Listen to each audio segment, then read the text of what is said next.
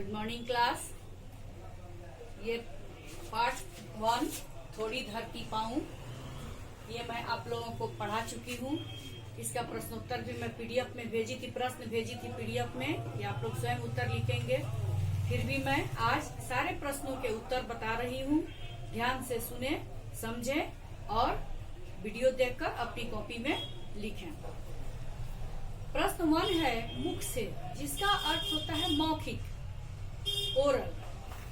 प्रश्न है कवि बहुत दिनों से क्या सोच रहा था। इसका उत्तर है कवि बहुत दिनों से यह सोच रहा था कि थोड़ी सी धरती मिल जाए तो मैं अपने मन पसंद के बाग बगीचे लगाऊं। दूसरा प्रश्न है कवि किससे अपने आप को भाई कहलवाना चाहते थे। कवि पेड़ों से अपने आप को भाई कहलवाना चाहते थे। ये उत्तर है। तीसरा प्रश्न है आज सभ्यता क्या कर रही है।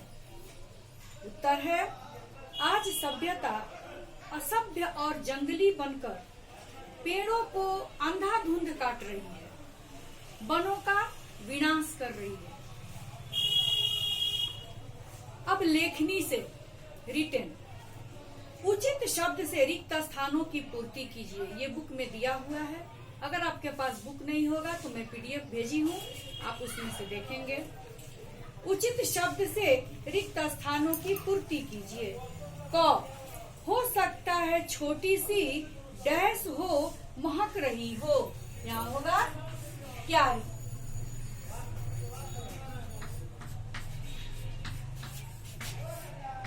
क्यारी। ख उस धरती में डैश हो जो हो सके लगाऊं। बाग बगीचा।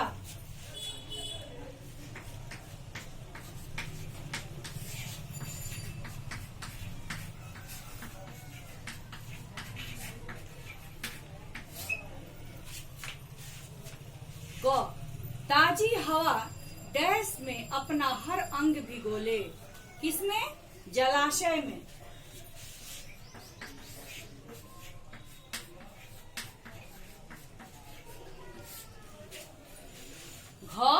हो सकता है कहीं शांत डैश घूम रहे हो। कौन घूम रहे हो? चौपाए।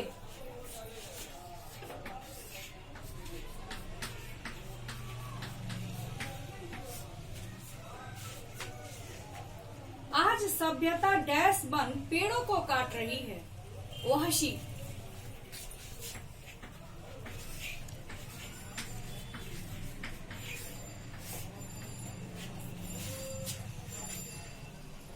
अब है दूसरा प्रश्न। निम्नलिखित वाक्यों को पढ़कर सही या क्रॉस का चिन्ह लगाइए। क में है जलाशय में ताजा ताजा फूल खिले। गलत। कवि को कहीं से 1 इंच धरती मिल गई। गलत। कवि विनती करता है कि पेड़ न काटे जाएं। सही। पेड़ और पौधे दुनिया को हरा भरा रखते हैं। सही। फेफड़ों में जहरीली हवा भरती जा रही है।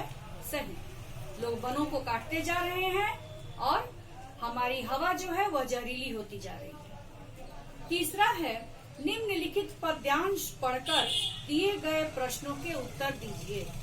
पद्यांश देखिए।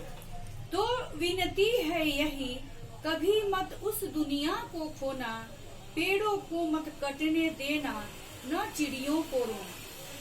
अब प्रश्न है क कवि किससे विनती कर रहा है। उत्तर है बच्चों से। कवि बच्चों से विनती कर रहा है।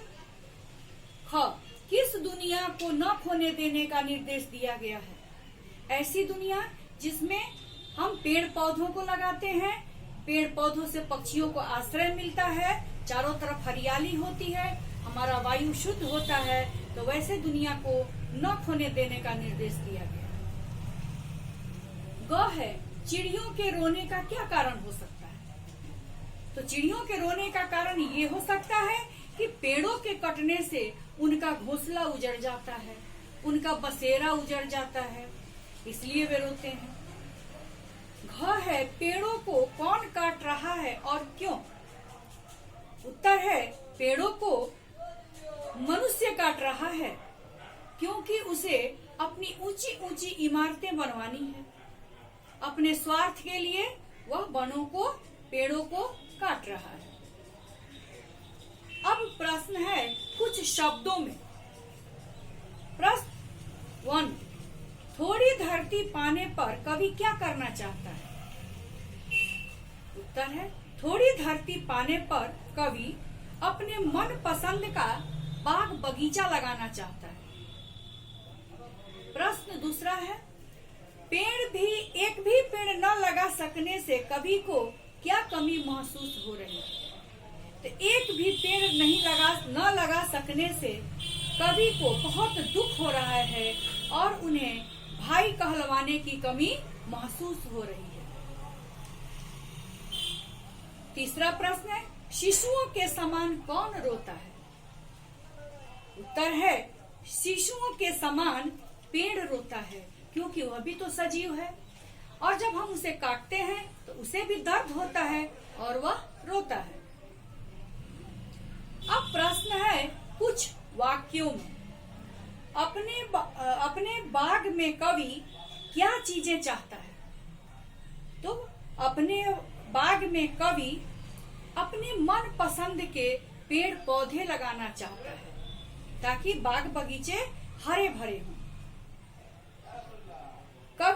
दूसरा प्रश्न, कवि के अनुसार यदि हमारे पास थोड़ी धरती हो तो उसमें क्या क्या होने की संभावनाएं हैं?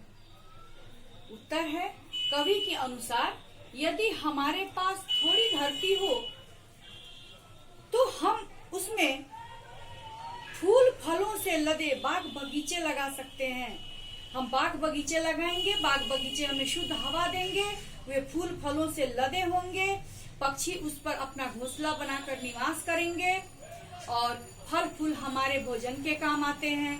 पक्षी भी फल फूल खाते हैं और पेड़ों से शुद्ध वायु मिलती है, जिससे हमारा वातावरण शुद्ध होगा और हम स्वच्छ वायु में सांस ले सकेंगे। तीसरा प्रश्न है, कवि हमें पेड़ों के संग क्या क्या करने के लिए कह रहा है? उत्तर है कवि हमें पेड़ों के संग संग बढ़ने, पेड़ों के संग खेलने, पेड़ों के साथ साथ इतराने और खुश रहने के लिए कह रहा है। पेड़ों को अपना भाई बनाकर अपने भाईचारा बता रहा है। अब आइए व्याकरण से प्रश्न। व्याकरण में नंबर 1 है शब्द युग्म। अब शब्द युग्म में कुछ शब्द युग्म आपको अपने कविता से चुनकर लिखना है। तो कुछ शब्द युग्म अर्थात जोड़े के साथ प्रयोग किए जाने पर अपना स्वतंत्र रूप से अर्थ रखते हैं, जैसे इधर उधर। अब कविता में से ही आपको चुन के लिखना है, तो आप क्या क्या लिखेंगे? फूल फल, बाग बगीचा, बाग बगीचा, संग संग, एक एक,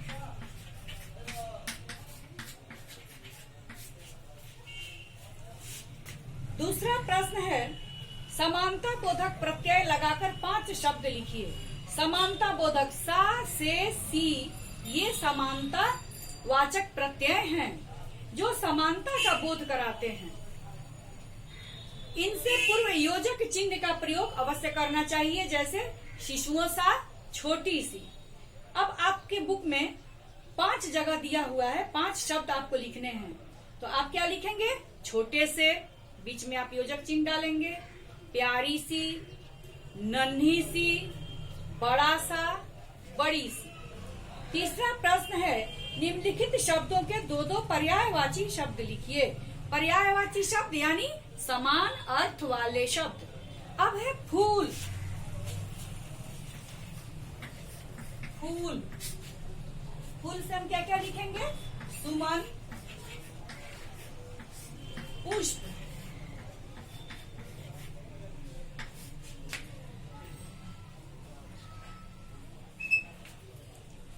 हवा,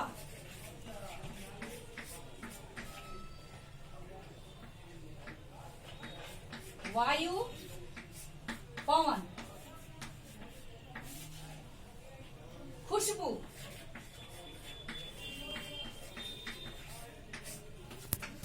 सुगंध, महक, पेड़, वृक्ष, तरु।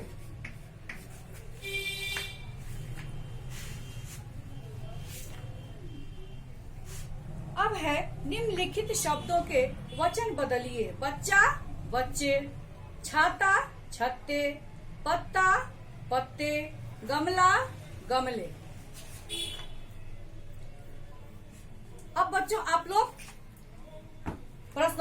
पाठ 1 का सारे प्रश्नोत्तर अपने कॉपी में लिखेंगे, अपने दोस्तों को भी कहेंगे वीडियो देखें और अपनी कॉपी में सारे प्रश्नोत्तर लिखें। फिर अगले क्लास में अब हम लोग पार्ट 2 पढ़ेंगे। Thank you class.